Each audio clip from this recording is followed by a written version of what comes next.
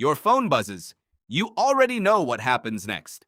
Your hand moves before your brain finishes the sentence. I should check that. You unlock the screen. You scroll for a second. Then, for no clear reason, you scroll again. You didn't decide to do this.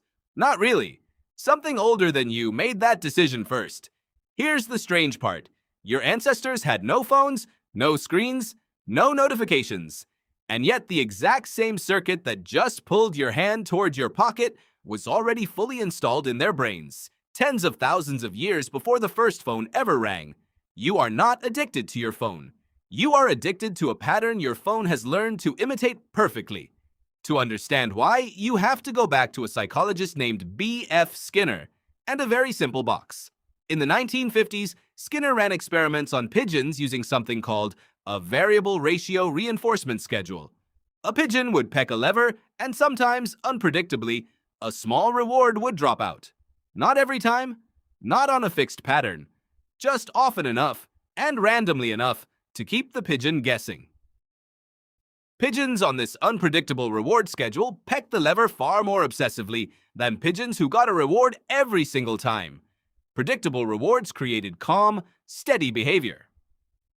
Unpredictable rewards created something closer to compulsion. You already know where this goes. Slot machines are built on exactly this principle.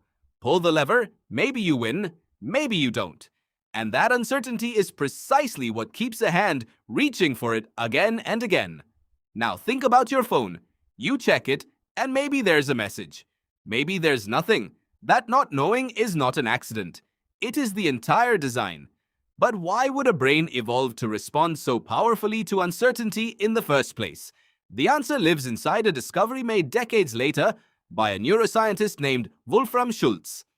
In the 1990s, Schultz studied dopamine neurons in monkeys while they waited for a reward, usually a small amount of juice.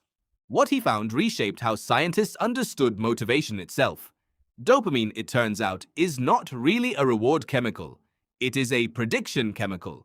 When a reward showed up exactly as expected, dopamine barely moved. But when a reward arrived unpredictably, dopamine spiked hard. The brain wasn't celebrating the reward itself. It was reacting to the gap between what it expected and what actually happened. This is called reward prediction error, and it explains something extraordinary about your own behavior. Your brain is not chasing pleasure when you check your phone. It is chasing information. It wants to close the gap between not knowing and knowing. Now here is where your ancestors come in.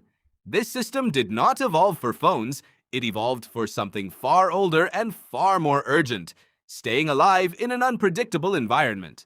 Imagine standing at the edge of a clearing, tens of thousands of years ago.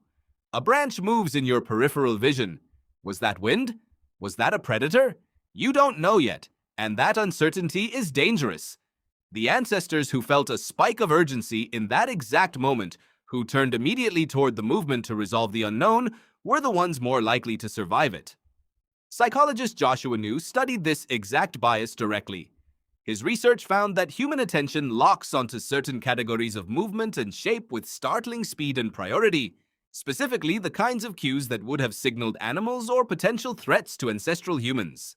Modern brains still carry this same rapid orienting reflex, even though the environment triggering it has completely changed. Your ancestors weren't paranoid. They were correctly wired. You inherited that exact wiring. Except now, the branch moving in the clearing has been replaced by a phone lighting up on the table beside you. Your brain cannot tell the difference between an ancient threat cue and a modern notification cue.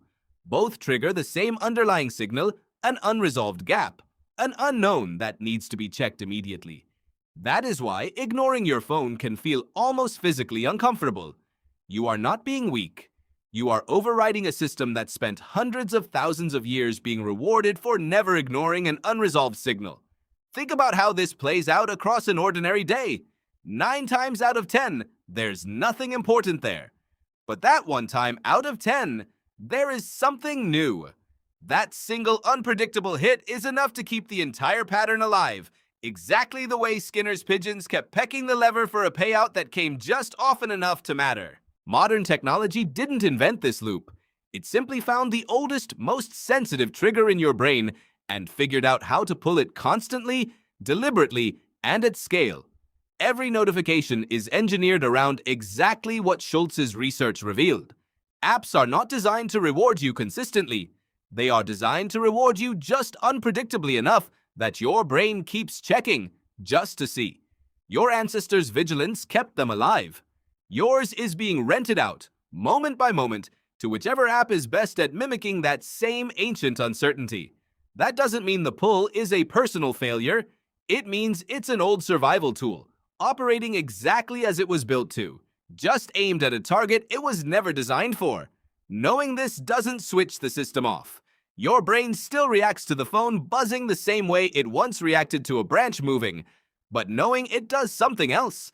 It turns an invisible compulsion into a visible pattern, one you can actually watch happen instead of simply obeying. The next time your hand reaches for your phone without your permission, notice what just happened. A small uncertainty appeared, an ancient circuit fired, and for a moment, some very old part of you mistook a notification for a matter of survival. Your phone buzzes. You already know what happens next, except now, you also know why. If this made you look at your own hand differently, that's the point. Your brain isn't broken. It's just old running code that was written for a world that no longer exists. If you want more of these deep dives into the science behind everyday behavior, hit subscribe. And if this one gave you something to think about, tap like. It helps this channel keep making them.